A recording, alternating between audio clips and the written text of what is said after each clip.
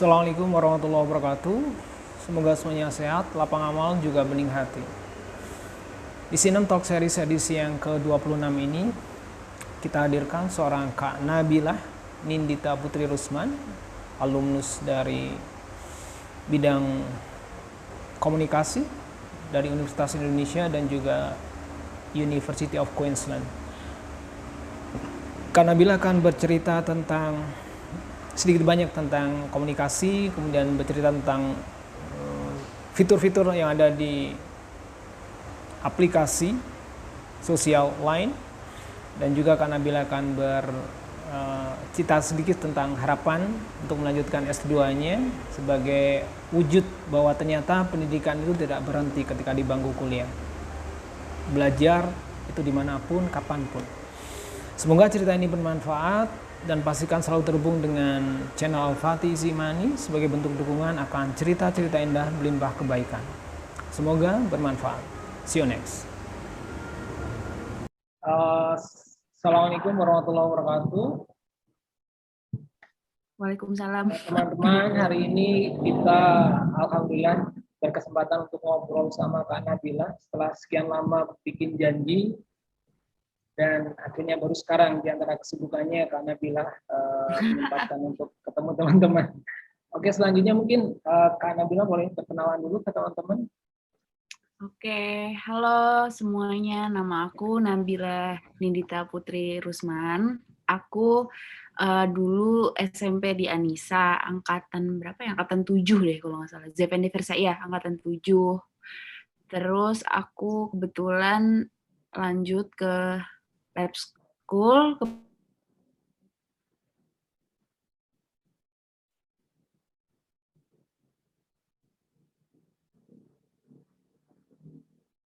Indonesia, di business development gitu. Cukup. Cukup. Baik, pertanyaan pertama mungkin ke Nabila, how do you feel being a mom? Tricky pertanyaannya. Oke, being a mom of course kayak it's a very new thing for me. Dulu tuh pas masih kecil, pas masih anak-anak atau even pas masih sampai SMA kali ya, masih zaman-zamannya sampai kuliah bahkan kayak belum ngerti kan, ibu itu kan kayak emang cewek emang harus bakal jadi ibu gitu, kayak it's just a role gitu kan. Ternyata oh my god, I barely had enough sleep. Kalau nggak karena suami aku yang mau bantuin, kayaknya udah udah capek banget lah.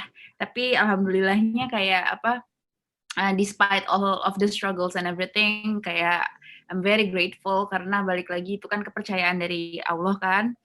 Dan kayak every late night feedings itu nggak ngerti, aku merasa lebih bonding sih sama baby aku, karena kayak when I feed him, aku kan maksudnya dia directly staring to my eyes and it was like, oh my god, this little thing is so precious gitu sih. Itu yang bikin aku semangat itu sih sebenarnya, walaupun besokan paginya kayak aduh tepar banget nih gitu kan pasti, tapi ya aku bersyukur banget sih ya, but I'm not joking, it's really tiring. Baik.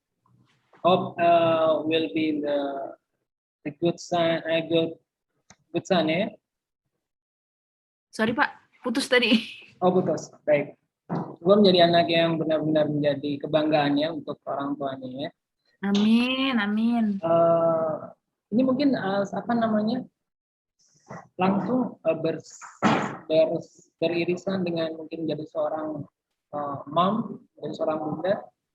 Di sisi lain apa namanya, karena bilang sudah mendapatkan sudah menuntaskan, lebih tepatnya menuntaskan pendidikan di, bahkan tidak hanya di dalam negeri tapi juga di Australia.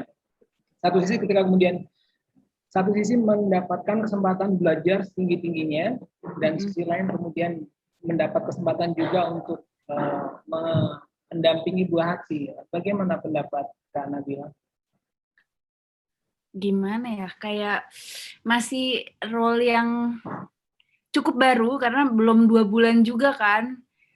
Pendidikan yang setinggi-tingginya menurut aku itu penting untuk semua orang sih.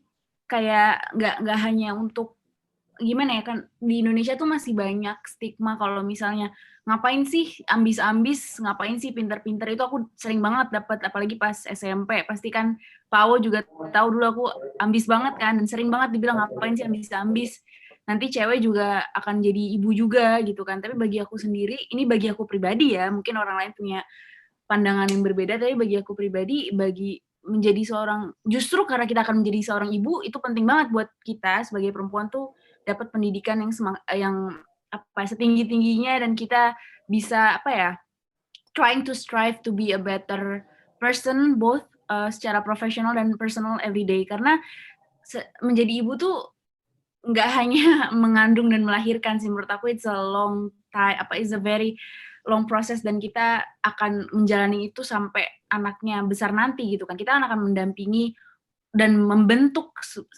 pribadinya kayak gimana gitu kan. Nah, kalau misalnya kitanya aja nggak jadi diri kita yang sebaik mungkin, gimana kita bisa ngasih edukasi ke anaknya gitu kan. Jadi bagi aku dulu mungkin aku sempat agak shifting pendapat aku ya Pak Awo ya, kalau misalnya dulu ditanya pas SMP, kenapa sih kamu mau sekolah setinggi-tingginya, pasti aku dulu jawabnya apa? Karena aku pengen, apa sih dulu Pak Awo, aku pengen jadi diplomat gitu ya dulu. Aku pengen di luar negeri, soalnya enak, apa namanya, dingin gitu. Itu dulu alasannya kayak gitu-gitu. Tapi sekarang, to be honest, kalau ditanya kenapa sih kamu pengen pendidikan setinggi mungkin, because I'm gonna be a mom, because I'm a mom now. Justru karena aku udah melahirkan, aku udah punya anak, aku pengen S2 malah sekarang. Karena aku merasa aku masih kurang gitu. Aku belum the best version of myself. I mean like there are still apa ya, size of me yang masih bisa berkembang lagi gitu. Jadi I think being a mother and being the best version of yourself in terms of education ya, it's a very linear thing. Gitu. Okay. So whatever it is, if we have a knowledge, so we have something to give. Is it right? Yeah, Yeah, of course. Okay, Apalagi sekarang, ya. Mungkin ke Australia ya, itu kan sebuah, buat Bagus terutama sebuah dunia atau mungkin tempat yang belum pernah Bagus kunjungi, dan sebenarnya seperti apa namanya, pendidikan secara umum di Australia, dan khususnya disiplin ilmu yang Kak Nabila pelajari seperti apa, kesibukan selama kuliah di Australia, dan tantangannya seperti apa? Oke, berarti ini basically aku cerita aja ya di Australia kayak gimana. Oke, jadi aku itu awalnya nggak mau Bagus ke Australia, jujur deh. Aku kan dulu anak manja banget. Aku nggak mau deh kalau nggak ada mbak gitu kan, istilahnya aku pengen terima jadi aja gitu. Cuman waktu itu emang jalannya dari Allah, alhamdulillah dapet undangan Bagus dari UI. Waktu itu di lab school tuh sistemnya kalau nggak salah dulu, nggak tahu ya sekarang, cuman kalau aku dulu 50 besar pokoknya top 15, 50% angkatan yang paling atas dapat kesempatan untuk undangan waktu itu.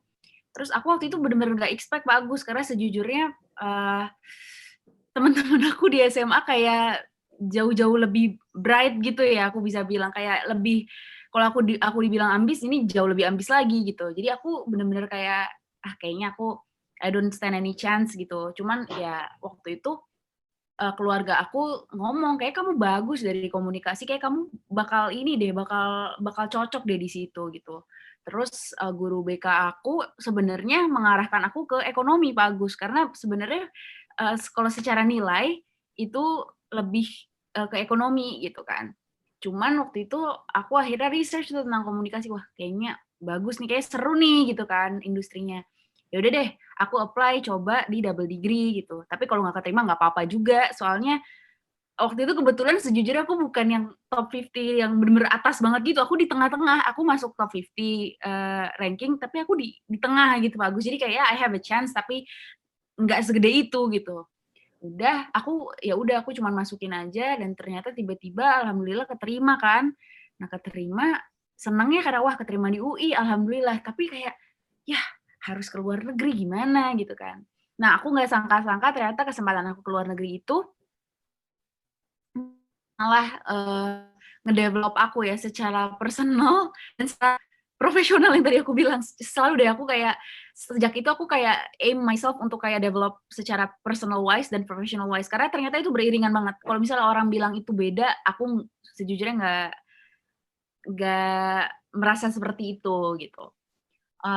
Di Australia of course itu bener-bener tantangan banget karena itu dunia baru. Kalau di Indonesia kita kan maksudnya aku kebiasaan di Indonesia ini di mana sistem edukasi kita adalah orang dibilang pinter kalau dia bisa menghafal gitu ya.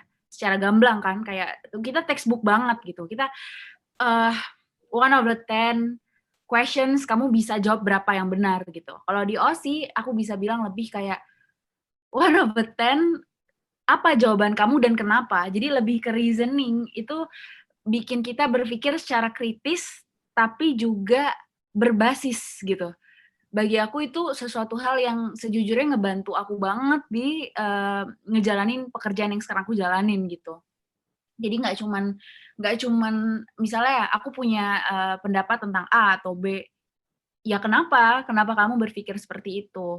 Itu juga awalnya aku bisa survive setelah bermalam-malam di perpustakaan. Pak Agus, aku bener-bener deh, aku nggak bener-bener yang, bener deh, aku waktu itu awal-awal kuliah tuh struggling banget Pak Agus, karena jujur aksen Australia aja udah beda kan, dia kan kayak bukan yang aksen American atau English yang kita suka tonton pada umumnya kan, mereka aja tuh ngomongnya ini bahasa apaan gitu awal-awalnya. Sampai aku 1 bulan pertama tuh sejujurnya aku nggak ngerti kayak ini ngomongin apa sih, aku sama teman-temanku cuman masuk kayak, aduh ya udahlah, ya udah cobain dulu aja, pokoknya just do it aja dulu gitu kan. Sampai akhirnya ngerti dan udah mulai bisa ngebalancein, akhirnya baru di semester 2 aku ikut organisasi di sana, aku ikut PPIA. Aku keterima jadi kayak megang relasinya lah di sana. Jadi kalau misalnya kayak ada meeting atau ada acara, aku yang akomodir gitu. Ya basically tugas aku adalah menjalin relasi sama semua komunitas yang ada di Australia, komunitas Indonesia Australia gitu kan. Dan di situ baru aku develop myself secara lebih profesional. Karena kan aku ketemu orang-orang baru, gimana cara membawa diri, gimana cara tetap stick to our values, tapi juga nggak menutup mata terhadap values orang lain juga. Jadi menghargai, tapi juga tetap stick to our core gitu kan. Nah, kalau misalnya udah bisa kayak gitu, menurut aku itu udah enak banget. Jadi kita bisa dapat bisa dapat teman-teman baru, bisa dapat gagasan-gagasan yang kita sebenarnya juga awalnya nggak kepikiran gitu kan, kita bisa tukar pikiran. Nah itu aku ketemu sama komunitas-komunitas ibu-ibu di sana, bahkan ibu-ibu di sana, terus komunitas-komunitas pelajar yang udah S2 yang pikirannya udah jauh lebih advance daripada kita gitu. Nah di situ aku belajar cara berorganisasi, cara menyampaikan pendapat tapi tanpa juga menjatuhkan pendapat yang beda sama kita gitu di situ sih. Terus tantangannya itu sendiri, karena pertama culture-nya aja udah beda. Maksudnya kita kan muslim ya, Pak, maksudnya kita kan harus sholat 5 waktu gitu, sementara bagi mereka kan kayak mereka nggak ada kayak gitu. Kadang-kadang malah pernah ada waktu Idul Adha, paginya aku sholat, siangnya aku exam. Itu juga nggak diliburin soalnya, jadi harus ngebalance. Kalau buat aku pribadi, tantangannya adalah ngebalancing di mana secara culture, secara profesional aku di PPIA, dan secara akademis, karena aku nggak mau miss juga nih. Aku nggak mau, jangan sampai aku terlalu happy bersosialisasi dan berorganisasi sampai aku miss di akademis aku gitu. Nah itu yang bikin nggak tidur malam-malam tuh kadang-kadang gitu, karena misalnya aku ngejalanin PPIA nih, paginya sama siangnya, malamnya aku ngerjain tugas atau di Bali kayak gitu. Kalau menurut aku balance is very important. Itu sih yang aku pegang dari dulu gitu. Jadi di Aussie itu mengajarkan aku untuk open minded tapi tetap stick to our values dan balance everything gitu. Nah, dengan itu alhamdulillah aku bisa lulus 3,5 tahun total, 1,5 tahun di Aussie, 2 tahun di UI dan aku alhamdulillah dapat predikat cum laude. Waktu itu aku juga kaget Pak Agus. Taunya juga pas lagi duduk di Balairung, ada orang administrasi yang ngechat, Nabila, diomelin kan saya Pak, sama dari SMA, dari SMP juga masih diomelin kok sampai kuliah. Nabila, kamu itu kalau mau duduk tanya dulu, emangnya kenapa Mbak? Kamu harusnya duduk di depan, kamu dapat cum laude. Serius? Saya nggak nyangka soalnya Pak. Oh, ya udah alhamdulillah pas disebut juga mama sama ayah saya kayak kaget. Perasaan nggak ada kata-kata, ya saya juga nggak tahu soalnya itu sih. Ya alhamdulillahnya itu. Gitu sih Pak Agus, jadi panjang. Iya. Ada satu hal menarik ya yang mungkin sebuah insight mungkin dari seorang Kak Nabila bahwa bahkan dengan tanpa obsesi pun, tanpa ambisi pun, ketika kita fokus ke proses, segalanya kan berjalan dengan sendirinya ya. Sepertinya benar. Tidak terlalu berambisi ingin mendapatkan perguruan tinggi terbaik, tapi yang saya menikmati prosesnya, saya berusaha memberikan yang terbaik dan ternyata semesta mendukung. Semesta mendukung, iya. Itu kalau bahasa kekiniannya gitu ya Pak Agus, semesta mendukung ya. Iya. Dan di Australia ini jadi tentang organisasi ya, PPIA itu kan Indonesia, Australia. Itu berarti kan dari namanya sudah mewakili sebuah negara. Seperti apa persisnya aktivitas teman-teman di PPIA? Bagaimana apakah mereka juga berkomunikasi juga dengan, dalam hal ini adalah konsulat RI di Australia? Iya, pasti. Aktivitas realnya seperti apa? Kegiatan apa yang pernah dijalani selama Kak Nabila ada di sana? Mungkin boleh cerita. Kegiatannya yang aku jalanin di sana ya, kalau dari sepenjalanan aku, sebenarnya pas aku di sana, karena aku relasi, yang aku lebih jalani, yang aku ceritain tadi sih Pak Agus, kayak lebih ke menjalin pertemanan gitu ya, menjalin pertemanan secara profesional dan personal gitu, kalau bagi aku, ke orang-orang atau stakeholders ya yang ada di Australia itu. Kalau ya konsulat jenderal gitu kan, kayak ke dubes kalau ada, dan kita juga suka bikin acara sama kayak influencer Indonesia yang ada di Australia. Kayak misalnya pas hari pendidikan nasional, kita waktu itu bikin seminar, kita ngundang Acha Sinaga kalau nggak salah, dari Sydney gitu. Terus ntar karena kita relasi kan kita ajak jalan-jalan, jadi kenalan, jadi ngobrol gitu sih. Terus kalau misalnya ada peringatan Indonesia kayak Hari Batik gitu, kita bikin campaign gitu, kayak seru-seruan aja, kayak sebenarnya lebih ke memperkenalkan budaya Indonesia ke orang-orang Australia di Brisbane gitu kan, dan juga mempererat tari persaudaraannya komunitas-komunitas Indonesia yang ada di Brisbane itu sendiri gitu. Misalnya pas lagi 17-an kita juga bikin acara kayak namanya Pesta Rakyat gitu. Jadi kita gabung sama komunitas-komunitas yang ada di sana. Wah, ntar kita ada bazar, tampil-tampil, ada pelayanan konsulat jenderal yang kalau nggak salah untuk yang warga Indonesia yang ada di Australia yang pengen konsultasi atau apa, kita sediain booth gitu di sana, kayak gitu sih. Kalau misalnya day-to-day activities-nya, yang aku senang juga di PPIA itu nggak cuman keluar gitu, tapi di dalamnya juga bagus banget. Jadi kayak kita bikin PBL, kayak maksudnya PBL tuh basket gitu, atau enggak kita bikin soccer competition, atau untuk kita sendiri kita jalan-jalan bareng-bareng kemana. Jadi wah seru banget sih itu. Nah itu sendiri lagi sih Pak, aku ngejalaninnya juga happy, jadi nggak yang aduh harus gimana enggak, cuman kayak ya aku jalanin selama masih positif, orang tua aku juga ngedukung, dan walaupun jadi sibuk, tapi sibuknya sibuk happy gitu, nggak yang wah gimana stres gitu, enggak sih. Aku alhamdulillah happy aja ngejalaninnya. Ya.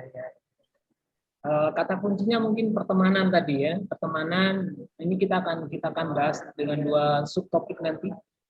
Salah satu cara untuk menjalin pertemanan tentunya melalui komunikasi ya, komunikasi in general itu yang notabene menjadi salah satu disiplin ilmu yang Kak Nabila pelajari. Nanti boleh minta pendapat Kak Nabila, komunikasi in general itu seperti apa sebenarnya, ataukah ada semacam pemahaman yang barangkali perlu diluruskan dari teman-teman tentang komunikasi itu sendiri, dan mungkin nanti relate sama kesibukan Kak Nabila Sani yang juga terjun atau menekuni dunia pertemanan secara digital seperti itu Dunia melalui pertemanan. perusahaan yang Kak Nabila sekarang bergabung. Silakan. Oke. Gimana ya, komunikasi itu kan sebenarnya banyak orang yang punya pikiran komunikasi itu cuman ngomong doang nggak sih? Komunikasi itu cuman ya lo cuman ngomong aja, cuman be present aja. Sebenarnya komunikasi itu nggak segampang itu gitu. Karena kalau dari secara teori sendiri banyak yang kita pelajarin, dan untuk mengaplikasikannya di dunia pekerjaan it take years to actually understand what we're studying gitu kan. Kalau menurut aku yang harus dilurusin paling ini sih, komunikasi itu membodoh-bodohi gitu kan. Ada juga yang bilang komunikasi itu membelok-belokkan fakta. Menurut aku enggak sih. Komunikasi itu adalah seni untuk membuat orang lain percaya dan mengerti, dan juga seni untuk membuat orang lain tuh bisa melihat dari sudut pandang yang lain gitu. Jadi nggak hanya dari satu sudut pandang, sebenarnya komunikasi itu adalah membuat orang mengerti, gitu sih kata kuncinya menurut aku ya. Sama aja kalau misalnya ada juga yang bilang praktisi komunikasi itu pasti dark deh, karena dia kan ngebolak-balikin, enggak juga, mungkin sebenarnya dia hanya mencoba untuk membuat orang lain mengerti dari sudut pandang yang lain gitu, bukan mencoba membolak-balikan gitu sih. Karena kalau di dunia komunikasi untuk itu namanya nge-twist kayak gitu tuh juga nggak etis gitu. Sebenarnya kalau praktisi komunikasi yang benar-benar ngerti itu juga nggak akan mempraktekkan itu gitu sih menurut aku. Terus kalau untuk ke pekerjaan, Pak Awo sebenarnya ini tuh agak nyebrang ya. Jadi dulu pas aku selesai di OSI, aku coba apply ke PR company, karena aku kan pengen banget jadi di PR agency gitu kan tadinya. Dan selain PR company, aku juga nge-apply ke Line sebagai PR practitioners gitu. Cuman waktu itu aku ditawarinnya jadi intern di business development. Secara lebih detailnya di stiker, tema gitu-gitu. Dulu aku juga, aduh males banget, apaan sih, nggak penting lah stiker, berapa sih paling penghasilannya, dulu aku mikir gitu Pak Awo. Cuman aku mikir daripada aku gabut kan, terus daripada aku, daripada aku mencoba ke hal yang nggak pasti, ini tuh menjanjikan juga, karena Line itu perusahaan bagus juga, aku mikir dulu gitu. Yaudah deh aku coba dulu aja, siapa tahu aku senang, lagian ini intern kan gitu. Pak Awo ternyata setelah aku masuk hari pertama, pas aku wawancara juga aku kayak bener-bener apa adanya banget Pak Awo, aku nggak ada kayak ngebagus-bagusin diriku atau apa, karena aku bener kayak gini aja aku wawancaranya, kayak ya udah apa yang menurut aku ya aku sampein aja gitu kan. Ternyata ada teman aku juga yang apply waktu itu. Aku kira kan kita barengan ya. Wah, kita first day-nya bareng nih. Ternyata enggak, Pak, aku cuman sendiri. Nah, dari situ aku mulai, wah, ternyata ini serius juga nih gitu kan. Akhirnya aku masuk ke company-nya. Aku pakai blazer gitu-gitu kan, Pak O ya. Pakai gimana sih anak intern hari pertama yang kayak pengen kelihatan rapih gitu kan. Ternyata beneran bisnisnya serius gitu. Pas aku dikasih tahu, wah ternyata nggak segampang itu gitu. Ternyata kita berkolaborasi sama kreator-kreator Indonesia yang penghasilannya berapa, 9 nolnya ada 9 kali gitu kan. Terus kita juga ngobrolnya sama orang-orang Jepang yang mereka takes everything very seriously, dan dia Line tuh bener-bener kayak data tuh, bener-bener kita kerja tuh based on data gitu, based on data dan insight gitu. Jadi bukan yang kayak asal-asalan ngerilis atau asal-asalan nge-approach, asal-asalan bikin konten, enggak gitu, semuanya bener-bener berdasarkan data. Nah di situ mulai aku, wah kayaknya seru nih gitu kan, bukan cuma main-main. Aku bener-bener waktu itu aku akhirnya belajar secara sepenuh hati di situ.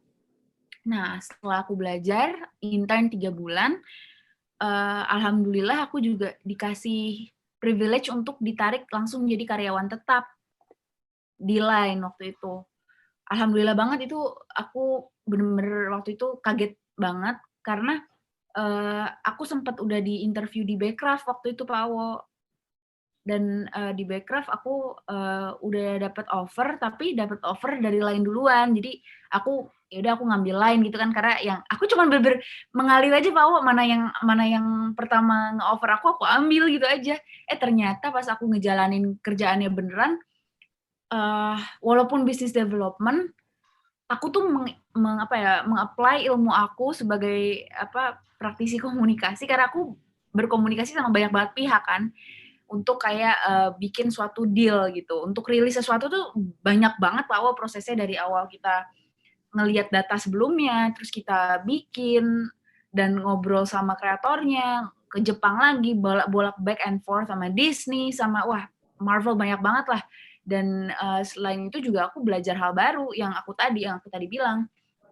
Aku meningkatkan diri aku secara profesional juga gitu. Aku belajar tentang yang tadinya anak komunikasi nggak bener-bener fasih tentang data, tentang kita kan biasanya bikin PowerPoint-nya tentang kata-kata gitu ya Pak Awo ya, kayak maksudnya nggak banyak yang data, bikin Excel yang pakai ya kayak gitu. Ternyata aku belajar di situ, dan aku kayak juga narik data pakai SQL, belajar coding juga. Nah, di situ aku benar-benar akhirnya tertarik sama kerjaan aku, dan sampai sekarang masih di sini karena aku merasa masih banyak yang bisa aku gali gitu. Selain itu, yang aku juga senangnya di Line adalah company ini bener-bener sehat gitu. Sehatnya apa? Mereka sesuai sama jalan aku aja, gimana ya? Sesuai sama apa yang aku suka gitu. Kalau yang Pak Awo tadi bilang kan, Pak Awo ngelihat dari cerita aku orangnya mengalir aja gitu ya Pak Awo. Nggak yang bener-bener ambis, harus gimana, enggak gitu kan. Lain tuh juga gitu. Mereka tuh menghargai banget karyawannya gitu. Jadi misalnya aku 9 to 5 gitu ya. Aku jam 9 masuk, dikasih sarapan dulu di sana. Ini pas WFO ya, pas masih di kantor ya. Dikasih sarapan dulu di sana. Habis sarapan, ngopi dulu, baru kita kerja tuh. Kita kerja sampai jam 12. Jam 12 udah gitu kita makan tuh disediain juga dari kantor. Makan sampai jam setengah 2, udah gitu kita kerja lagi. Udah gitu ntar kalau udah jam 4, jam 5, udah mau jam 6, kita biasanya ke depan tuh ke pantry. Ada Indomie gratis, minuman gratis, jus gratis. Maksudnya mereka memanusiakan karyawannya gitu. Jadi nggak benar-benar cuma hasil oriented, tapi mereka proses oriented banget gitu. Kayak gimana caranya biar karyawan tuh kerja kondusif, sekondusif mungkin, makanya mereka kasih banyak fasilitas gitu untuk mendukung kekondusifan itu gitu kan. Udah ntar jam 4, jam 5 aku biasanya di depan sambil kerja, sambil makan Indomie gitu kan. Terus jam 6 pulang. Udah kalau jam 6 pulang jarang banget diganggu. Bener-bener kayak mereka ngehargain banget. Weekend aku jarang banget tiba-tiba ada apa gitu. Jarang banget, bener deh. Dan aku yang senangnya lagi juga dengan kayak gitu, Line juga sekarang makin rame, kayak Iqbal Ramadan, tahu nggak Pak O yang Line ID-nya Iqbal Ramadan bocor kan sekarang kita lagi waduh nih ini banget trafficnya lagi naik banget nih, gimana biar nggak error gitu kan, sampai itu sih yang aku senang, itu sejalan sama visi misi aku juga, kayak untuk hidup tuh ya yang penting kita melakukan hal yang terbaik yang kita lakuin, tapi nggak usah begitu ambisiusnya gitu sih. Itu yang mungkin berubah dari Nabila yang SMP kali ya Pak Awo. Dulu kan aku ambisius banget kan. Kalau sekarang aku lebih ke ya jalanin aja, tapi pas dikasih kerjaan aku lakuin yang terbaik. Udah kayak gitu aja aku sih sekarang. Mungkin belajar dari Line, bisakah itu dikatakan bahwa dengan kondisi tadi korporasi lain, cara mereka untuk menghargai karyawan, iklim value di sana, bisakah itu kemudian disimpulkan bahwa rahasia terbesar kesuksesan sebuah komunikasi itu adalah ketika ada kesesuaian antara apa yang kita ucapkan dan apa yang kita lakukan. Lain mungkin tidak terlalu banyak bicara, kami akan seperti ini, tidak, tapi mungkin bicara tapi tidak terlalu digembor-gemborin banget, tapi kemudian didukung oleh tadi based on data, ini loh faktanya. Ya. Betul. Sejauh mana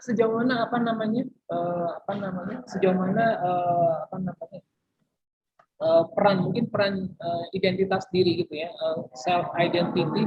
Bahwa ketika kita komunikasi kita harus benar-benar menjadi seorang diri kita yang sesungguhnya. Lain yang ada ya, lain yang ini yang kamu dapatkan, yang kamu alami. Sejauh mana peran self identity be yourself, menjadi diri sendiri itu berpengaruh terhadap keberhasilan sebuah komunikasi? Kalau menurut aku gini Pak Wo, kita sebenarnya nggak hanya komunikator ya, kita sebagai individu punya hak untuk memilih kata-kata yang sebelumnya akan kita ucapkan gitu kan. Kita punya hak untuk memilih apa yang ingin kita ucapkan untuk merepresentasikan diri kita, tapi sebaiknya itu nggak jauh-jauh dari apa yang sebenarnya terjadi gitu sih menurut aku. Jadi itu balik lagi sama diri masing-masing sih, karena kalau misalnya kita terlalu kayak gembar-gemborin nih, kayak misalnya apa, wah kita janji gini, tapi ternyata kita nggak bisa deliver kan, maksudnya orang lain yang bisa ngelihat gitu kan. In the end, it's action that speaks gitu. It's apa ya, it's the data that speaks back again, itu sih menurut aku. Oke. Sebenarnya kalau dari si positioning sendiri, dari si apa namanya, ya mungkin posisi bisnis begitu, line itu sebenarnya diposisikan, ini jadi bicara line ya, tapi mungkin secara in general saja sebenarnya apa yang perlu teman-teman ketahui tentang media sosial line, mungkin mereka hanya tahu tentang, oh ini media sosial saja, tapi barangkali karena ada yang mau ditambahkan tentang line itu seperti apa? Oh, kalau dari aku ya, yang aku rasain, awalnya sebelum aku join company ya, Line-ku aku kira cuman media buat chatting aja gitu Pak Wo, cuman buat apa, penggantinya media satu lagi gitu kan. Tapi ternyata Line itu sebenarnya multi platform. Pak Wo bisa banget ketemu komunitas baru di Line, Pak Wo bisa banget dapat voucher di Line, Pak Wo bisa banget chatting dan mengekspresikan diri Pak Wo di Line dengan sejumlah fitur yang nggak bisa di-copy sama yang samping itu, yang platform samping yang suka ngopi kita. Stiker, sorry banget nih, kita pioneer-nya tuh kita sebenarnya. Kita dapat komplain banyak banget dari para kreator karena stikernya di-copy dan mereka nggak dapat uang dari situ. Kalau di Line kan kita bayar ke mereka, kita bayar royalty ke mereka, kita ada sharing profit lah sama mereka. Jadi mereka ngerasa nggak fair gitu. Nah di Line tuh banyak hal yang bisa dilakuin di Line. Cuman emang dari kita sendiri harus mau explore aja gitu sih menurut aku. Nggak cuman chatting platform, nggak. Oh iya, jadi multi platform ya. Multi platform. Dan menarik di situ adalah tentang penghargaan tadi. Penghargaan ternyata tidak hanya ditujukan untuk karyawan, tapi juga para konten kreator ya, kreator. Ya. Apa namanya? Kalau dari sisi mungkin dari sisi komunikasi barangkali ya, sebenarnya bagaimana? Adakah strategi untuk para kreator ini bisa menyampaikan pesan mereka supaya bisa sampai ke dalamnya adalah para pengguna user gitu. Jadi tentu ada banyak sekian, kalau konteks visual stiker begitu ya, itu kan ada sekian banyak desain stiker ya, dan selalu terus berkembang. Apakah ada semacam pattern, pola-pola bahwa ini ada stiker untuk tema ini, stiker tema ini, apakah ada semacam itu? Oke, ini balik lagi yang semua aku katain tentang Line, yang aku omongin tentang Line itu berdasarkan personal opinion aku ya, cuma sebagai orang yang tadinya nggak kayak emang aku pakai Line tapi nggak sedip itu sampai aku akhirnya udah di company-nya gitu sih. Ini personal opinion aku. Menurut aku kalau tentang kreator itu sendiri, maksudnya bisnis stikernya gitu Pak Aw, kan? Nah, bisnis stiker itu sendiri sebenarnya yang main banget dari dulu kita itu paling tinggi di 2 area. Pertama adalah kalau stiker yang lucu-lucu, karena Indonesia kan sukanya yang unyu-unyu gitu kan. Unyu-unyu yang kayak gemesin gitu. Contohnya kalau di IP luar negeri tuh yang mirip-mirip kayak Winnie the Pooh, kayak Stitch gitu tuh pasti laku lah. Kedua adalah yang rada-rada bodor gitu, gimana sih Pak? Kayak Tai Lalatz. Tai Lalatz itu awalnya dari Line. Dia ngerilis stiker. Selain dari komik juga ya, tentunya dia komik dan dia waktu itu ngerilis stiker di Creators Market. Creators Market itu jadi semua orang bisa ngerilis stiker di situ gitu. Nah, dilirik sama Line, wah kamu bagus nih, penghasilannya kita bikinin stiker official ya gitu kan. Bikinlah mereka stiker official, ternyata bagus banget. Sampai akhirnya dilirik sama Thailand, dilirik sama Taiwan. dibikin stiker tai lalat versi Taiwan, versi Thailand. Jadi mereka sekarang udah go global gitu.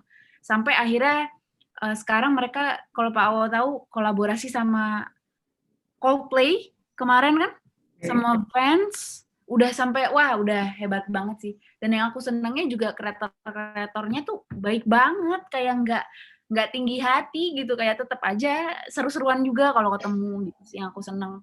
Dan lainnya juga, maksudnya sebagai company, mereka bangga gitu, kayak gimana sih, kayak orang tua yang bangga sama anaknya sendiri gitu. Jadi kayak, wah ada penghargaan apa, tai lalat dapet, wah ada ini sebagai contoh aja, sebenarnya banyak banget Pak Wo, cuman aku jujurnya saking banyak aku nggak bisa sebutin satu-satu gitu. Ada lagi Milk and Mocha yang itu juga udah sampai, kalau shipping kita kan paling mikir apa sih dari stiker, apa yang bisa dikembangin, ternyata itu tuh IP yang bisa dikembangin jadi kayak merchandise, dan merchandising mereka itu udah sampai Kanada gitu Pak Wo. Jadi kalau misalnya mereka dapat pesanan tuh, maksudnya dari websitenya mereka suka shipping ke Kanada, ke Amerika Latin, udah jauh-jauh banget deh. Itu aku bangga banget, maksudnya sebagai hanya orang yang emang kerjaannya untuk nge-curate mereka, aku bangga gitu. Apalagi merekanya, apalagi lainnya gitu. Jadi itu yang bikin aku happy juga, kayak maksudnya nunjukin ke global, ke dunia global, kalau IP Indonesia tuh udah bersaing loh sekarang. Udah nggak kalah lagi sama Disney. Orang Disney aja berapa kali ini udah ngelirik-lirik juga tuh kayak, wah kayaknya bagus nih. Cuman aku masih nggak boleh disclose terlalu banyak. Berarti mungkin memang contoh ya, dari korporasi sendiri membanggakan karyawannya, sehingga kemudian berimbas karyawannya pun juga menjadi bangga terhadap dirinya sendiri. Iya betul. Nah sekarang mungkin boleh tahu, bukan rahasia, mungkin lebih ke tips atau mungkin prinsip yang mungkin Kak Nabila boleh share ke teman-teman, how to survive, how to adapt, gimana sih kita bisa menjadi bagian dari sebuah korporasi global. Tips apa sih supaya menjadi seorang employee yang memang yang memang bisa, karena kita kan menjadi employee di perusahaan global gitu ya. Adakah saran buat teman-teman kalau kalian sudah atau mungkin ingin bekerja di salah satu company, global company, kira-kira ada tips apa yang bisa Kak Nabila ceritakan? 3 saja, mungkin 3 kalau boleh. Tips, oke. Enggak, gimana ya? Kalau aku sih, pertama yang aku ceritain tadi itu, ini inline banget sih sama yang aku ke Aussie itu. Pertama, kita harus tetap punya jati diri, kita harus tetap punya kayak batasan-batasan, tapi kita juga harus tetap open minded, itu satu. Kedua adalah jangan pernah ngerasa cukup, menurut aku ya. Bukan nggak pernah ngerasa cukup, nggak bersyukur, beda ya. Maksud aku nggak pernah ngerasa cukup tuh kayak, ingat aja kalau hidup itu, kalau bagi aku a lifelong learning journey gitu sih. Nah, kita nggak akan pernah cukup. Maksudnya kita ilmu tuh nggak akan stop nggak stop kalau misalnya kita selesai sekolah tuh nggak gitu. Kita dapat ilmu di mana aja menurut aku. Nah itu menurut aku untuk survive di company yang budayanya juga beda sama kita. Maksudnya kalau sama orang Indonesia mungkin sama ya Pak Wo, tapi kalau misalnya sama orang Korea sama orang Jepang kan agak beda ya. Cara mereka berkomunikasi juga mungkin ada, kalau Korea lebih straightforward kayak dilihat di drama itu beneran Pak Wo, dimarahin depan muka itu beneran. Atau kalau Jepang yang lebih, oh iya nggak apa-apa, tapi ternyata di belakangnya mereka nggak suka, itu kan kita juga harus tetap belajar mengerti budaya orang lain gitu, dan belajar juga kebiasaan mereka dan apply di tempat kita. Itu sih. Kalau yang ketiga, menurut aku tetap ini aja sih, tetap pada track-nya aja, tetap on track selama kita merasa yang kita lakukan masih memberikan manfaat kepada orang-orang, yang kita lakukan masih memberi manfaat ke diri kita, dan yang kita lakukan masih bisa ada work-life balance yang tadi aku ceritain, just do it aja. Tapi when you just do it, don't just do it. When you do it, do your best at it gitu sih kalau menurut aku Bao. Jadi agak tricky tapi ya ngerti kan gitu. Biasa. Sekarang mungkin pesan terakhir untuk teman-teman yang kalau Pak Agus kan mungkin mewakili generasi Facebook ya. Kalau teman-teman Nggak terlalu jauh Pak. Nggak terlalu jauh, aku juga udah tua kalau ngomong sama buat adik-adik. Ya, buat adik-adik yang mungkin sekarang sangat lekat dengan salah satunya Line, mungkin adakah pesan-pesan supaya menjadi seorang pengguna media sosial yang bijak? Mungkin adakah pesan dari Kak Nabila untuk mereka? Ya kalau itu sih sebenarnya nggak cuma buat di Line ya Pak. Ini kalau menurut aku lebih cocok untuk ke semua sosial media.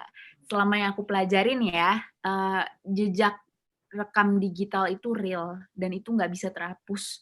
Once you upload it, once you already stated on your Instagram atau other platform atau di Line, itu udah walaupun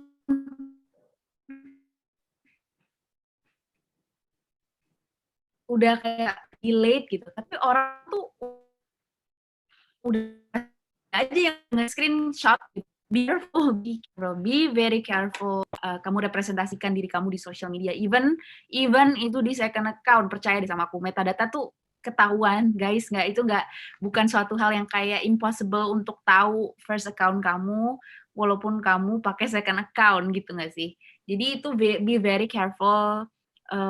Tetap aja harus jadi orang yang appropriate dalam menyampaikan sesuatu. Kalau aku misalnya nggak suka nih, aku mendingan aku blok aja atau aku next aja. Aku sih nggak pernah kayak komen-komen gimana atau kayak cari berantem, karena sekarang hukum di Indonesia juga udah mulai melirik ke ranah online gitu. Jadi be very careful because what you think itu cuman bercandaan can be perceived as a serious motion dan bakal bisa ditindak lebih lanjut gitu sih kan, which we don't want, right? Jadi menurut aku be very careful dan tetap baik aja sih menurut aku, menjadi orang yang sebaik mungkin di kehidupan nyata dan di online platforms juga itu. So in simple quotes, it will be recorded. What you say? Honestly, ya. Yeah. Oke, mungkin cukup ya, insya Allah Kak Nabila ya. Cukup, Pawo. Mudah-mudahan interviewnya bermanfaat, mudah-mudahan bisa lanjut S2. Amin, minta doanya ya. S2-nya ke MIT ya, ke Boston ya, SQL.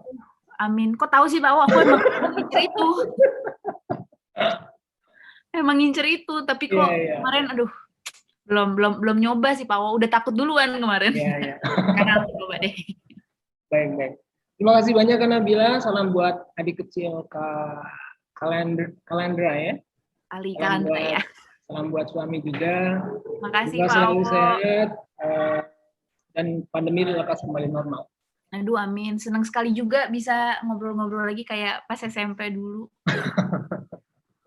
Oke, thanks for the time Kak Nabila. See you next. Makasih ya Pak Wo. See you. Bye-bye. Assalamualaikum. Waalaikumsalam. Aku live ya. Ya.